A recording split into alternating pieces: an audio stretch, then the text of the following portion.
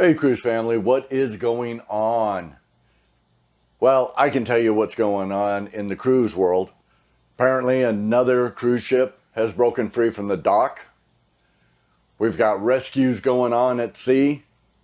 And we have another cruise line raising prices in the main dining room. Stick around, I'll tell you what's going on.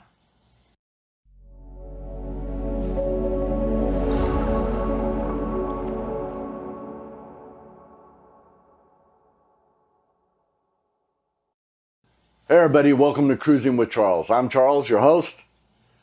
And today, here's what we've got going on.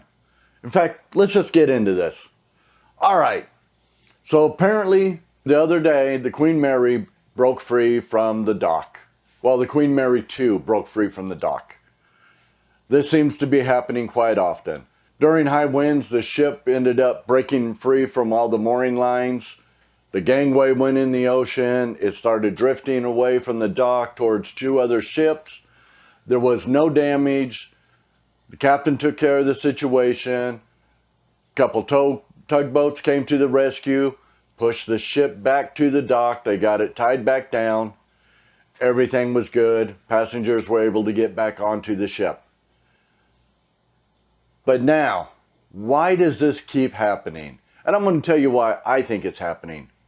So over the last 30 years that I've been cruising, it isn't until very recently that I've seen this as something that's happening on a regular basis. And it makes you wonder, are the ropes no good? Can the ropes not hold down these ships? Well, 30 years ago, cruise ships only held about 1,200 people. Now they hold about 6,000 plus. The ships are massive now. Personally, I don't think the ropes they're using, that they used on these same smaller ships, are able to hold down these big ships. Maybe these big ships in the wind move a lot more. I'm curious, what are your thoughts? Why do you think these ships are continuously breaking away from the docks? We've had it in Alaska. We've recently had it in San Francisco. Why do you think they're breaking away? I'm curious. I have my thoughts, but I want to know what yours are. If you're new here, I'm going to invite you to hit that like, hit that subscribe, hit that bell notification so you get updates when I put out another video. So the Carnival Mardi Gras had just left Port Canaveral on an 8-day cruise down to the Southern Caribbean and Aruba when it received a distress call from the U.S. Coast Guard that there was a small vessel with 2 passengers that needed medical attention. Now, from Port Canaveral, this small sailboat was located just southwest of Castle Island, which is in the far southeast corner of the Bahamas, just above Haiti and Cuba. So about 1 o'clock in the morning, the Mardi Gras ended up launching its fast rescue boat and one of its lifeboats, the 2 individuals on board. The man was immediately admitted to the medical center on the ship, and that's all we know for right now. We haven't gotten any updates. We don't know what the medical condition was, what this medical emergency was. We don't know if they are getting off at the next port and being treated. There's a lot of unanswered questions still. But the Mardi Gras did successfully bring these 2 individuals on board, and they're in a safe place now. I've seen this many times over the years, especially up in Alaska and Prince William Sound, being in a small boat, hearing distress calls, and being miles and miles away from shore, and understanding that even for the Coast Guard, it can take several hours for a Coast Guard helicopter to get to you. So you rely on the other small vessels. You rely on the cruise ships when they come through the Sound. I understand what that's like. It's not a fun place to be out in the middle of the ocean with no help around. But luckily, the Mardi Gras was there, and they were able to help. All right, so moving on.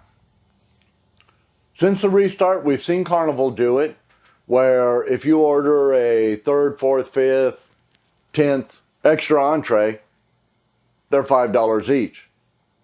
Royal Caribbean recently did it with if you're ordering an extra lobster on lobster night, where they're charging you an additional fee plus gratuity. Well, apparently on the MSC Seaside, people are noticing that your second entree is an additional $5. Now, we don't know if this is going fleet wide yet. MSC has not said anything, but we're definitely going to stay on top of it and see what happens. But what are your thoughts on this? We know in reality, they've already got this food fixed and prepared in the back. It's not a local mom and pop restaurant that's cooking to order.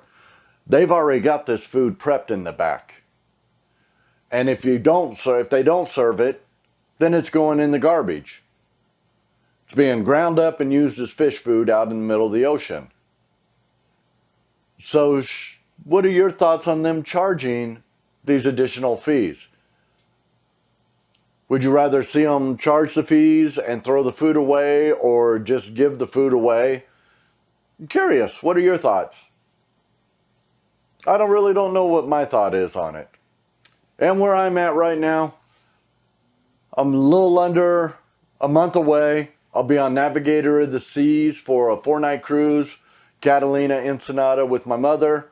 I haven't sailed with her in over 10 years. I haven't seen her in over 7 years. And then as soon as I get off that ship, I got about 2 weeks, and then I head to Fort Lauderdale on Adventure of the Seas for a 7-night Western Caribbean. And that one I'm going to be taking with my father. And I haven't sailed with him since 2018. That was the last time I was on a cruise ship with my father. So looking forward to both those cruises. I haven't seen my parents in a long time. And as we're all getting older, I should be spending more time with them. But I'm looking forward to them. They're coming up and I'm going to have fun. All right. So until next time, I am out of here.